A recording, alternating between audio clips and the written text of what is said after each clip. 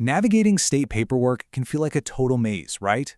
But honestly, getting it right is an absolute game changer. It's literally the difference between stressing over how to pay for this week's groceries and actually having some financial peace of mind. In this explainer, we are going to completely demystify the Alaska SNAP application process step by step so you can confidently access the benefits you are absolutely entitled to. Look, if you live up here in Alaska, you know exactly how tough the cost of living can be.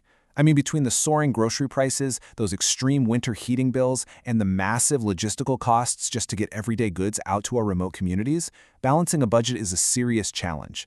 But there is a streamlined solution that so many people actually overlook, and that's the Alaska Connect online portal.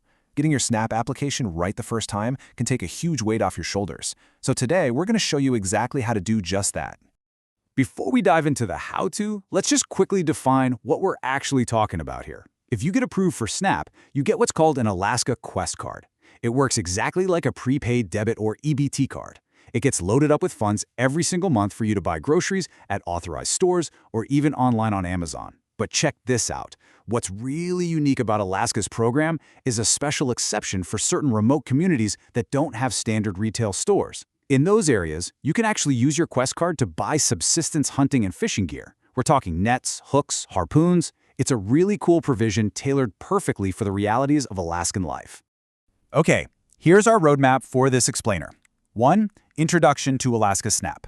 2. Alaska SNAP eligibility rules. 3. Our online application walkthrough. 4. Overcoming common challenges. 5. What happens after applying. And 6. Final tips and a disclaimer. Moving right along to Section 1. Alaska SNAP eligibility rules. So, who exactly qualifies? Well, we need to start by debunking a massive myth right now, because a lot of working families just assume they make way too much money when actually they don't. You really can't rely on generic, nationwide SNAP info. Alaska's SNAP limits are significantly higher than the standard federal limits in the lower 48. And that's because the state knows our cost of living, heating expenses, and rural logistics are off the charts, so they adjust the limits way up.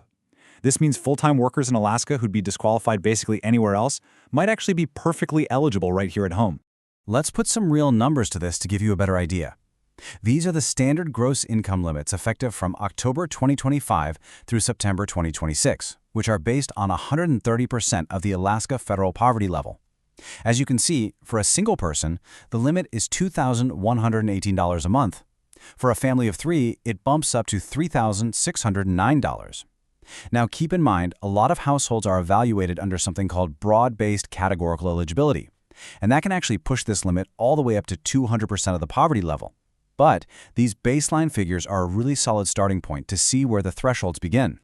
Now here is where so many eligible people end up self-disqualifying, so listen closely. You have to understand the difference between gross and net income.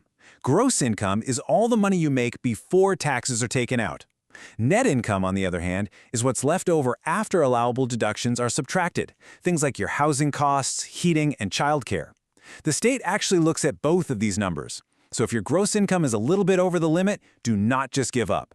Once your big Alaskan-sized deductions are calculated in, your net income might fall completely within the qualifying range.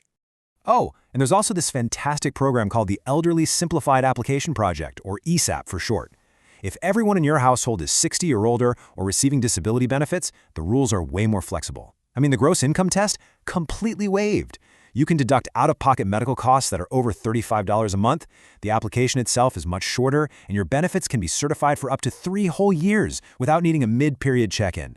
It literally makes qualifying so much easier and faster for seniors and folks with disabilities. All right, Section 2, Online Application Walkthrough. Okay, so you know you might qualify. Let's get into the actual steps to apply online. Before you even sit down at your computer, save yourself the headache and gather these documents first.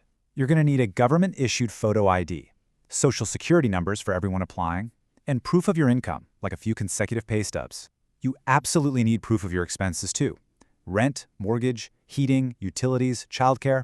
Oh, and a quick aside on who to actually include on the application. For SNAP, a household strictly means anyone who lives together and prepares meals together.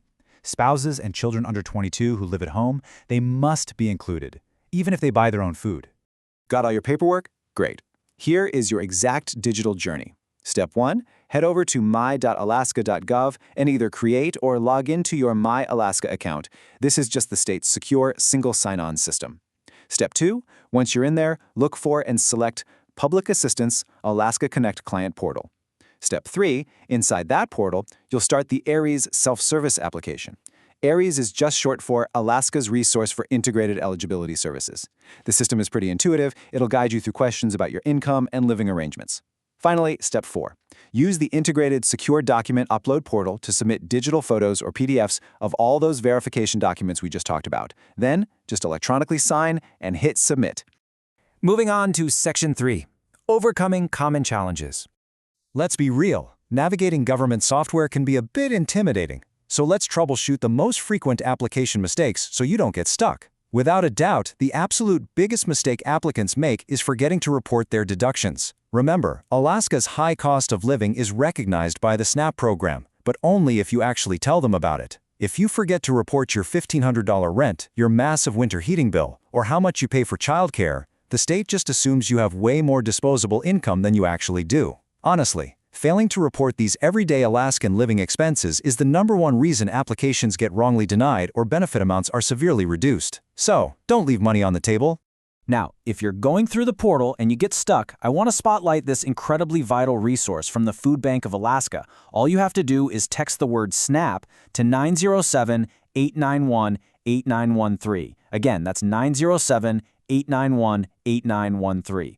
You'll instantly be connected to an automated pre-screening questionnaire. The Food Bank is an official outreach partner, and they can provide direct, one-on-one guidance through the application process, answer your specific questions, and even help you fill out the forms if you are just totally frustrated with the digital portal. All right, Section 4. What happens after applying? So, you've successfully submitted your application online. Awesome. But what happens next? Here is the standard timeline you can expect. After your application is submitted, almost everyone has to complete a caseworker interview. Don't stress about this. It's totally standard protocol and is typically just done over the phone to make things easy, especially given how spread out we are in Alaska. After that, the state generally has a 30-day window to review your file and make a final decision. Though if you qualify for emergency SNAP, it can be processed way faster. If you're approved, your brand new preloaded Quest card will arrive in the mail shortly after. But wait, once you're approved, your job isn't quite done. You want to keep those benefits flowing, right? To maintain your SNAP benefits, you must keep them active by completing what's called an interim report halfway through your certification period. For most folks, this pops up every 6 or 12 months. You'll get a notice in the mail about it, and the good news is you can easily fill out this interim report right back in the Alaska Connect portal where you applied.